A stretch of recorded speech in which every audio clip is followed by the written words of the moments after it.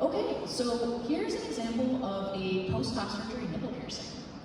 We ended up doing only one on this client because of anatomical differences between the right and left side. This client had top surgery a few years prior and they're on testosterone. But when you have reattached nipples, a lot of times there's significantly more scar tissue and they don't always reattach in an authentic way where your nipple still has definition from the areola itself. I ended up only doing the right side for them, or your left, because their other side, when I touched it and did a little bit of tissue manipulation, there was no definition between the areola itself and the nipple. You need to have a nipple that slightly pulls away from the areola in order for you to anchor a barbell underneath it. And if it's too flat, the risk of rejection is pretty high. So after doing a consultation, the right side was more viable, but their left ended up not being super successful for a healing experience. As for the vertebrae replacement, they opted to do that kind of aesthetic just because of a visual preference. But they could have also done horizontal in a more traditional way if they had wanted to. This healed really well for this client, no issues with it, but I do stand by the fact that I think the other one would have probably rejected it if we had moved forward with piercing it. The next example I have is also someone who's on testosterone, and this is considered a horizontal hood piercing. In the same way that you're just piercing through the hood as the BCH, this is considered just a hood piercing in a different plane. This barbell, however, this was a client's preference.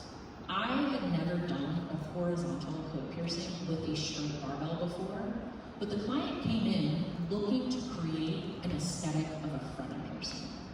Now, a frenum piercing is actually a penile piercing, and it's underneath the shaft with a straight barrel, and on a penile client, it can create a bit of a rift effect for your partner who's receiving it. Traditionally, when I do a horizontal hood piercing, I'm not doing it with a straight barbell because it's not functional. A horizontal hood piercing, in order for it to be functional, you usually pierce it in the same direction, but then you have a ring that drops down underneath it, and the ring rests on top of the clitoral head.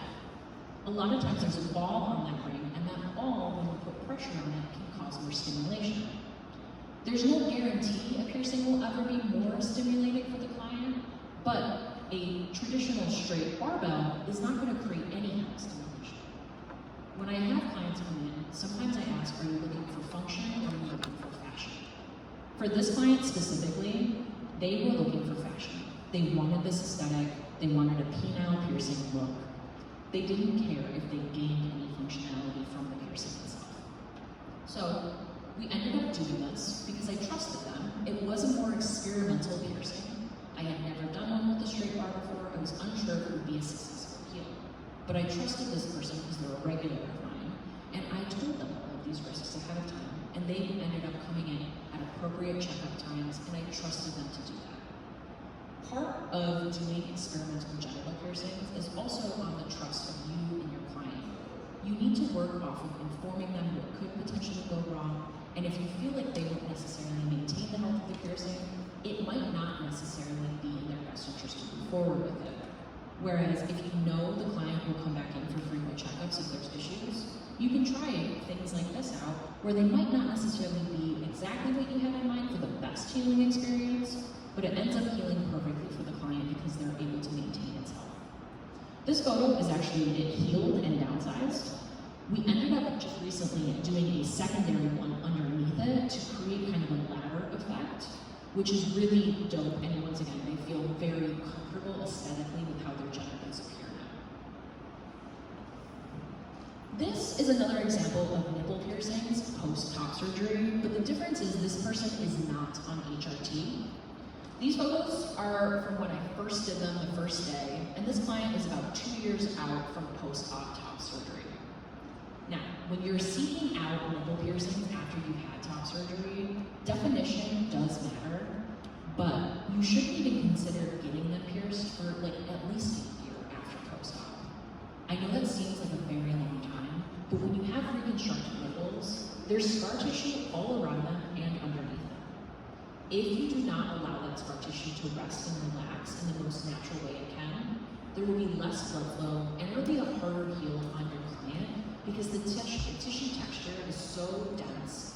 And like I said, circulation is not at its peak until at least 8 years after surgery. Your nipple piercings as a whole, even if you don't have reconstructed nipples, take anywhere between 10 to 12 months to heal. When you have more heavily scarred anatomy, it can be anywhere between 12 to 16 months. Also, you might notice that these barbells look a little bit on the longer side and kind of thick. I did this intentionally. In order for this person to heal these successfully, I opted to do a slightly thicker piece of jewelry than I would have if these had not been reconstructed. These are an example of 12-gauge nipple piercings, and the reason I did them in something thicker was, the analogy I like to use is those fancy cheese cutters. The wire that slices down on the soft cheese is going to work the same way that it would for soft tissue as well.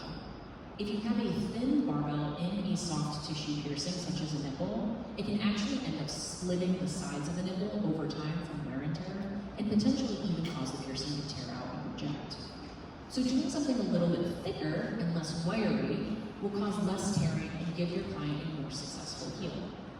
Also, when you get nipples pierced, doesn't matter if you have reconstruction or not, you should always have room given on the barbell because nipple texture changes from both erect and non-erect tissue, and that obviously modifies the size of the nipple, but when you're getting pierced, you also need to accommodate for that and swelling. So if you ever get your nipples pierced and you look down and you feel like there's no visible posts on either side and they're fresh, you might be mindful that they could have an overswelling issue, and you don't want the balls on the sides too big, where the balls actually sink into the skin. So when you get them pierced, if you notice there's very little room for swelling, maybe express to your piercer that you think you might need a bit more of a longer post. Now this slide, this is something I'm super proud of. Okay, so these are two separate piercings. Both of them are the same style of piercing, and this is considered a stacked triangle piercing.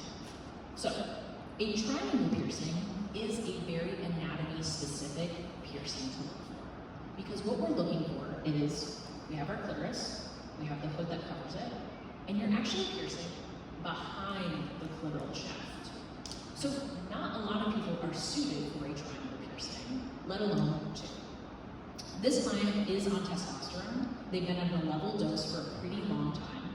And we ended up first doing the lower positioning at a 10 gauge. Once again, a little bit thicker for stabilization and also functionality. The sensation that you gain from a successful triangle piercing is almost all-encompassing clitoral stimulation. So a hood, it's mainly coming from the front. A triangle, because it's with that circular style of jewelry, is from all around. You have natural stimulation from the front, and then the barbell wrapping around the clitoris itself can cause even more stimulation with vibrations and penetrative sounds. Now, one alone is awesome, okay? Once this client had healed it, we ended up actually stretching it to an even thicker post, which created even more sensation for this client. So we put in an 8 gauge at the lower position, and then a few months later, once everything was all settled and healed up on that lower positioning, they sought me out for a secondary. The higher location, I had never done a stacked triangle before, but I needed to guarantee that the clitoral shaft was able to be pulled away from the body in a safe way. A lot of times, the clitoris itself is just fully exposed at the head, but you have a whole shaft going up into the body. And for some people, it's very connected to the pubic mound. If you cannot safely lift it away from the body, there's no way to safely pierce behind it. So we had to guarantee that this would be able to be lifted away without causing tissue distortion or discomfort as well, so that I could safely pierce behind all of the nerve bundles of the clitoral shaft. Once again, these piercings, aesthetically, love them. Super, super chunky rings, really masculinizing, but also the customer themselves found them to be very functional.